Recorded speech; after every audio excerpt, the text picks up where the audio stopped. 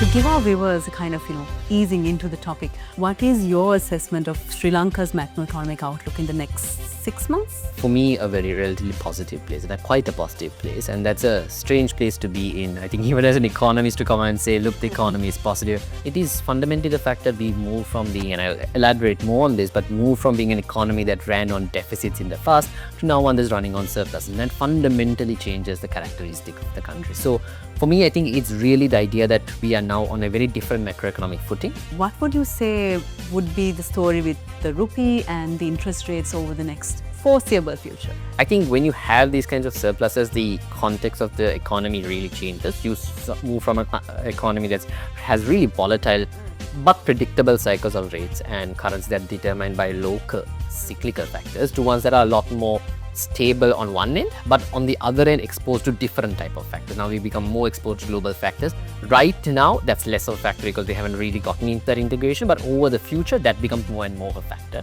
From what you say, I think the economic recovery is going steadily, but what are the future risks that we can be aware of and maybe gear up for? I think how we at Ruwandi have thought about it is that we're thinking of it as a world in transition. We're taking a world that since about the 70s, but even from earlier, has been really driven by the US functioning as the world's consumer. We think of it as the consumer first and last resort. Since about the early 2000s or so, the counter side of that has become China becoming the world's producer. So the world's economy for the last 20-25 years has essentially simplified down to China producers, the US consumers, everyone else in the middle kind of intermediates there. So you're moving away from that kind of world. So that is going to be dramatically different. Bad decisions that can come with it or incorrect decisions, less informed decisions can perhaps be one other risk factor that we are watching out for. There's high turbulence globally. How is Sri Lanka faring? We asked Chayu Damsinghe. Stay tuned. For 30 years, LMD has been the voice of business in Sri Lanka, capturing the pulse of the nation's corporate landscape through its iconic covers. Each cover tells a story, from the first edition in 1994 to the present day, narrating key moments, leaders and trends that have shaped Sri Lanka's business ecosystem. Over the years, LMD covers have featured thought leaders, business pioneers, and game-changing innovations, reflecting the evolution of industries and the economy. As we celebrate 30 years, these covers represent more than just publications.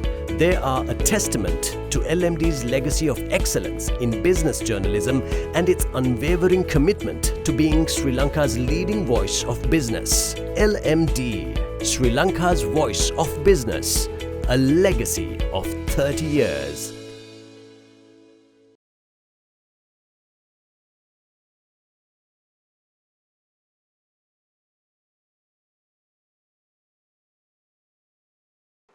Hello and welcome to LMDtv.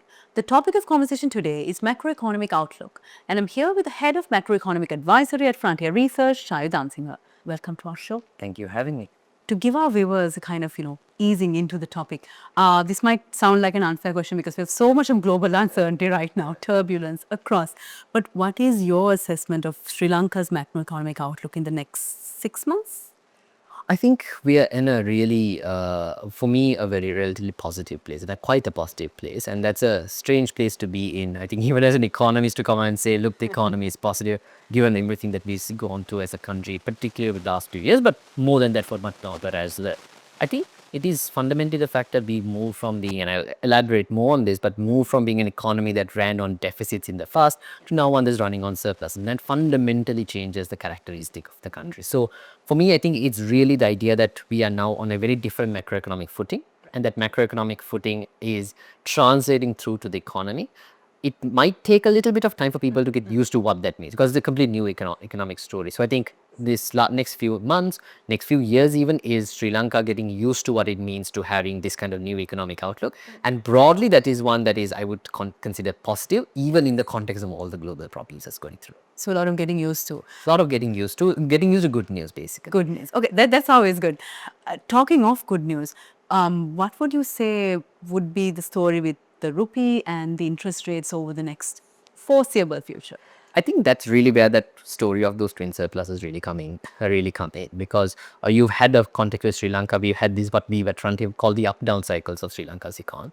where you have essentially the country running a fiscal, what you call a primary fiscal deficit, where the government spends more than it earns, and the economy overall has an external current account deficit, where we spend more dollars than we earn as well. And that's been there along for the last, I don't know, 70 years or so, since about the 1950s.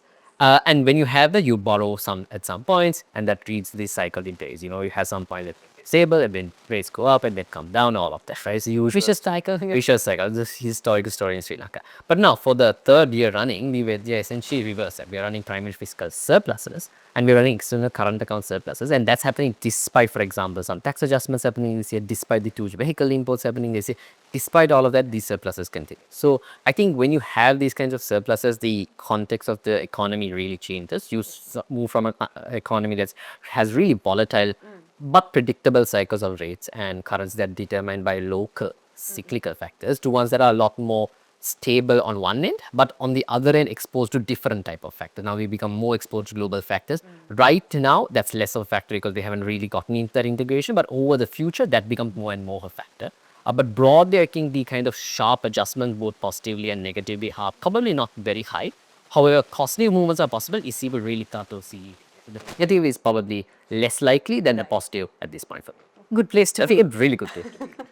And talking of being exposed to, like, other issues now, global issues, from what you say, I think the economic recovery is going steadily. But what are the future risks that we can be aware of and maybe gear up for? Yeah, I mean, yeah, for sure, right? Because, I mean, just because things are going well doesn't mean there are no risks.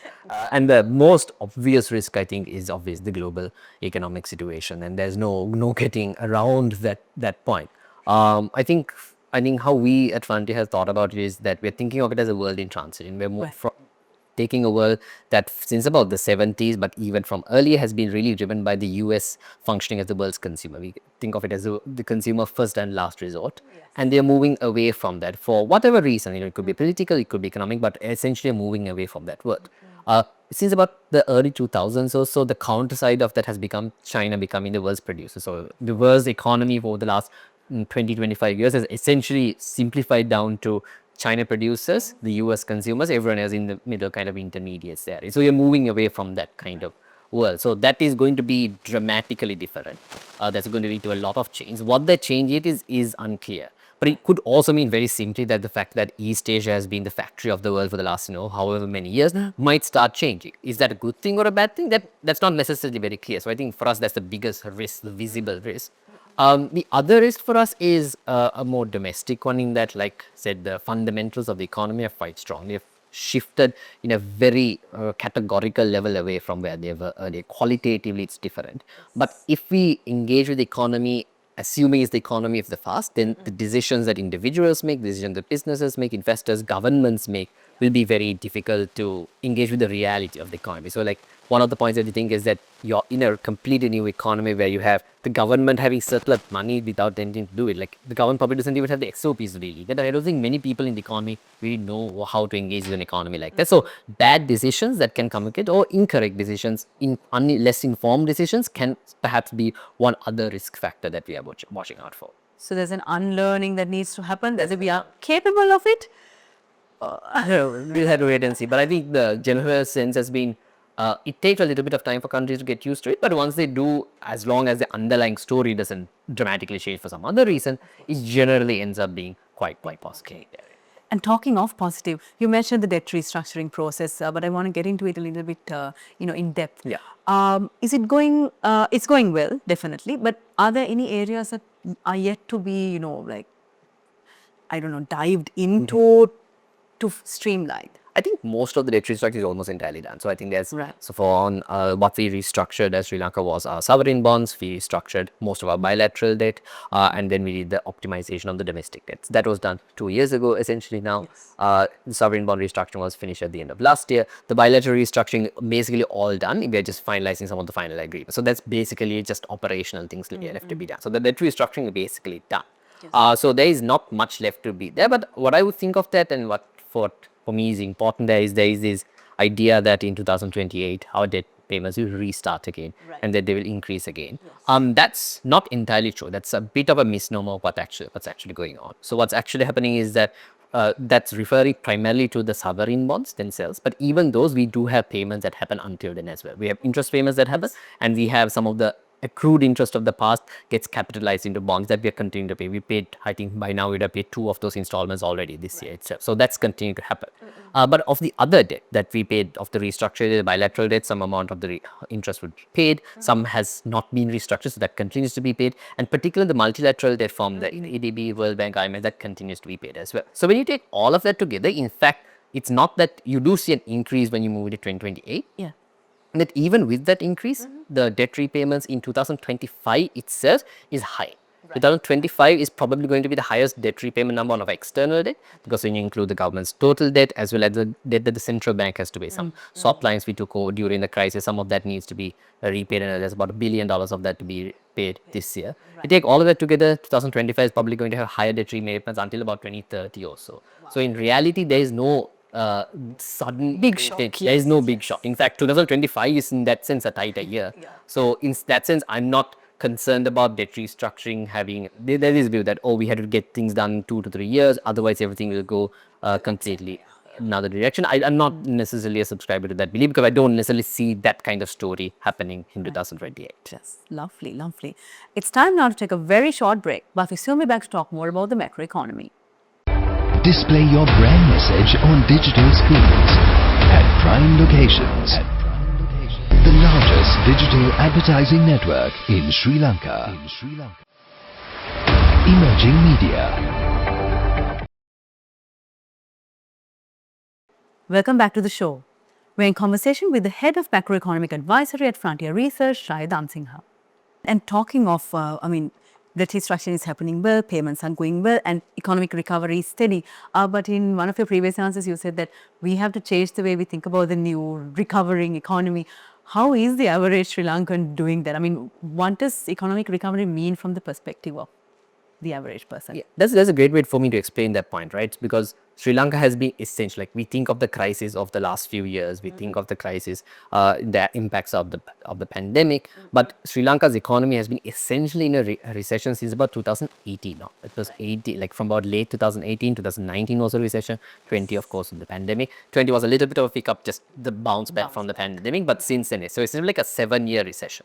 So across that point, I think one big benefit is that you're no longer seeing the visible parts of the problem, which is the fact that your salaries are probably starting to increase as opposed to decrease, and your prices are not increasing as much as they were earlier. All of those factors are there on the visible side. There's also the less visible aspects of it. You know, you don't see how your future prospects have improved until you get to that future, but that is also, that improvement is also there. But I think a big point there is that there is a tendency, and I think it's a very fair tendency, to look at what was the high point that we remember, and a lot of people's mind just the kind of trajectory of the economy around that 2017-18, just before the fall started happening. There, it might be that bounce back in 2021. There was a few months late 2021, for example, the economy was roaring for like a quarter or so. So like, you might remember and kind of tag those points right in your mind and say, okay, compared to the feeling we had then, it doesn't feel as good. And that's part of the reality. Part of the economy recovering in the way it's recovering now is that the same drivers of growth in the past, where, you know, the government spends, and then based off that spending, firms have cash flow. Based off that cash flow, they credit, and then they give salaries. That is not the pathway that's going on right now. It's instead the fact that you now have a economy that's relatively stable. You don't have a big movement in prices. You don't have big movements in interest rates, in currency. So as a result, you can make longer term planning decisions from the private sector. So you are moving from an economy that was a lot more boom bust driven by the government decision, to one that's a lot more private sector driven. But it also means that parts of the economy that for 7 years had been based off that other context of the economy are going to struggle to move into this new sector. And I think there will probably be sectors of the economy that therefore struggle to kind of adapt to what that looks like right now. There will be other sectors of the economy that do really well. So one interesting point that I like to point into this kind of question is, so inflation for the last, I don't know, something like 30 something months has been basically flat. Food prices have been moving with weather, but other than that, inflation has been largely flat. So in an economy that's running basically flat, you shouldn't really have a lot of salary increases happening, because firms shouldn't have price-based increases. Their cash flow shouldn't improve that much to give big salary increases. Yet, in the second quarter of this year, which is after the tax increase, tax changes came. So the IMF, their estimate was that as a result of the changes to the thresholds, we would have tax collections fall by something about 10% on the personal income taxes. Instead, they rose by about 10 to 15% instead. So in an economy where your tax rates are being downward adjusted, in an economy where you don't have price adjustments happening, you shouldn't be able to increase your tax collection that much, because the number of tax files didn't actually improve in that period either. It has to be income increases. And how do you have income increases in an economy that doesn't have a price adjustment? It has to be some sort of value addition. It has to be some sort of skill change.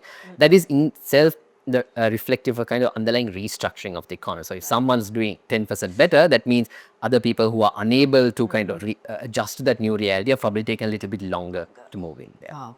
So that's probably going to be much more challenging than getting, interest rates and all, keeping them flat, because this is actually it's like an inherent kind of intrinsic kind of motivation in people to go into that change, right? It is. And I think in some ways the fact that we've had outward migration over the last few years, it helps in the sense that there's some amount of money that comes into the hands of people directly, households, that allow them to make that transition.